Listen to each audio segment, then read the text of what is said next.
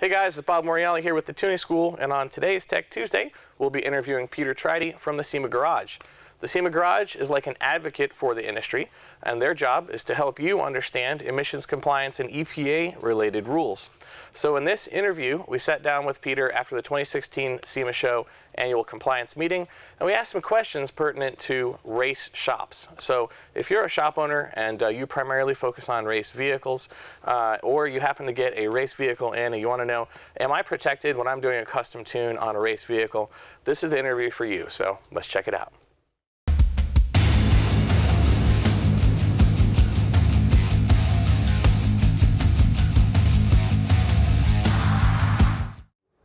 Hey guys, welcome back, and today I'm here with Peter Treydte at the SEMA Garage, and what we're going to do is talk about custom performance tuning if you're working on race cars.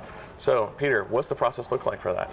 Yeah, you know, there's been a lot of talk lately, especially with some EPA enforcement going on out there and things like that.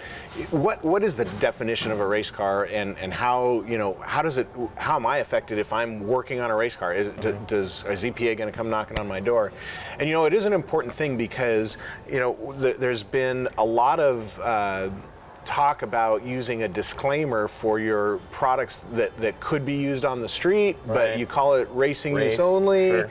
And you know, what is it really? You know, and you know, some people think that if they just put that racing use only disclaimer on, and even if they sell 10,000 of them for street that wind up on the street, that they're covered because they use that disclaimer. Yeah. And that's really not the case. We really are cautioning people about that, because if you, as a manufacturer, reseller, retailer, or even an installer, if you're installing those products on street vehicles that are racing use only, you do run some risk. And you know, those are the kinds of things that EPA and California Air Resources Board do care about. Sure. And they might come looking. But let's talk about actual race cars. I'm a shop. I'm doing tuning on race cars. I'm putting products on race cars. Sure. And you know, how can I make sure that I'm kind of protected in that realm? Well, really what it boils down to is, did you know, or should you have known, that the product that you were installing in the car you were working on was a race car?